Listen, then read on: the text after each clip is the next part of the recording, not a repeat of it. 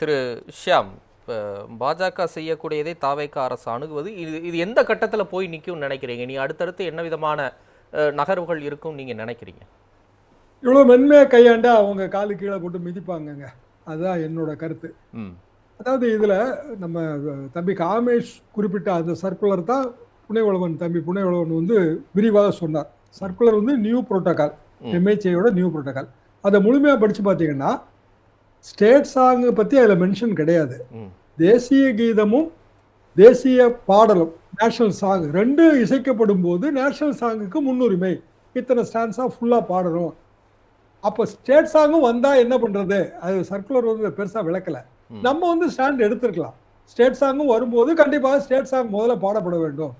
ஏனென்றால் அது எங்கள் காலத்தில் தான் முதன்மை பாடலாக இருந்துச்சு. 2021 ஜிஓவில் வந்து அது முதன்மை பாடல் அந்தஸ்தை தாண்டி மாநில கீதங்கிற அந்தஸ்துக்கு போயிடுச்சு. அப்போ எப்போ வந்து விசி வந்து எனக்கு கவர்னர் மாளிகையிலேருந்து இந்த இன்ஸ்ட்ரக்ஷன், ஏன்னா கவர்னர் வந்து வேந்தர், அப்போ வேந்தர் வந்து இந்த மாதிரியான ஒரு புரோட்டோகால் கொடுத்துருக்கிறாரு, நாங்கள் இதைத்தான் பாட போகிறோம் அப்படின்னு சொல்லும் போதே வந்து தமிழ்நாடு அரசு அதில் தலையிட்டு இல்லை, இந்த சர்க்குலர் அப்படியான சர்க்குலர் இல்லை, இது உயர்கல்வித்துறை சொல்லியிருக்கணும். அதாவது உயர்கல்வித்துறை அமைச்சர் சொல்லியிருக்கணும். அப்போ இயல்பாகவே வந்து துணைவேந்தர் அந்த முடிவு எடுத்திருப்பாரு, அல்லது வேந்தருக்கு வந்து அவர் இதை விலைக்கு சொல்லியிருப்பார். இப்படி ஏதோ ஒன்று அதில் நடந்திருக்கணும். ஆனால் அதை தவறிட்டாங்க. தவறின பிறகுதான் இந்த சர்ச்சை பெருசான பிறகு இப்போ வந்து தாவேகாவோட இந்த விளக்கம் வருது. முதலமைச்சர் ஏன் இதில் தலையிட்டு சொல்லணும்னு நான் நினைக்கிறேன் அப்படின்னா, இது வந்து மாநில உரிமை சார்ந்த விஷயம். இந்த மேகை.2 இருந்தாலும் சரிதான், இதுவாக இருந்தாலும் மாநில உரிமை சார்ந்த விஷயம். இல்லை பிற அமைச்சர்கள் சொல்றதை மட்டுமே நம்ம எடுத்துக்க முடியாது. அமைச்சர்கள் வேற ஸ்டாண்டு மாற்றுவாங்க. அமைச்சரவை கூட்டு பொறுப்பு என்றாலும் சில விஷயங்கள்ல கண்டிப்பாக வந்து விஜய் அவர்கள் தனது வாயை திறக்க வேண்டும். அவர் திறக்கிறது இல்லை, தொடர்ந்து மௌனம் சாதிக்கிறாரு. எத்தனையோ விஷயம், இது ஒண்ணு இல்ல, ஊர்பட்ட உதாரணம் நம்மளால சொல்ல முடியும். அந்த மௌனம் என்பது ஆபத்தானது. காரணம் வந்து பிஜேபி அரசு அந்த மௌனத்தை தனக்கு சாதகமாக பயன்படுத்திக் கொள்ளும். திருமுருகன் காந்தி மீன் பண்றதா அதைத்தான் மீன் பண்றாருன்னு நான் புரிஞ்சுக்கிறேன். சரி, இந்த விஷயத்துல இப்ப நித்யானந்த ஒரு பாயிண்ட் ஒன்று சொல்றாருல, மொழி விவகாரத்துல உணர்ச்சியை தூண்டக்கூடிய அரசியல் இங்கே நடந்துகிட்டு இருக்கு அப்படின்னு சொல்லி. இப்போ டெல்லி உதாரணம் வரைக்கும் அவர் போயிட்டு வந்தார். ஸோ மொழி விவகாரத்திலேயோ இல்லை மாநில உரிமை சார்ந்த விவகாரத்திலேயோ நம்ம உணர்ச்சிகளை அதிகம் வெளிப்படுத்தக்கூடிய ஒரு நிலை இருக்குதா? இது வந்துங்க இந்தி வல்லாண்மை எதிர்ப்பு குழுன்னு நாங்கள் வச்சிருந்த போதே இதே பாயிண்ட் தான் சொன்னாங்க, நீங்க மொழி உணர்ச்சியை தூண்டி விடுறீங்கன்னு. மொழி உணர்ச்சி கிடையாது, திணிப்பத்தான் நாங்க வந்து எதிர்த்தோம்.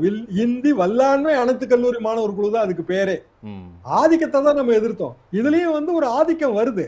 சரி, மொழி உணர்வு மொழி உணர்ச்சி எல்லாமே கிட்டத்தட்ட ஒண்ணுதாங்க. இப்போ மாவட்டம் பத்தி நித்யானந்தன் சொன்னாரு. இப்போ மாவட்ட பிரிப்பெல்லாம் எதை வச்சு நம்ம கோர்றோம்? இப்போ எங்களுக்கு புது மாவட்டம் வேணும்னு ஏன் கேட்கறாங்க? பழைய மாவட்டத்துல இருக்க வேண்டியதானே எல்லாரும்? ஏன் வந்து தென்காசி மாவட்டம் வேணும், திருநெல்வேலியில இருந்து பிரியணும்ன்றாங்க?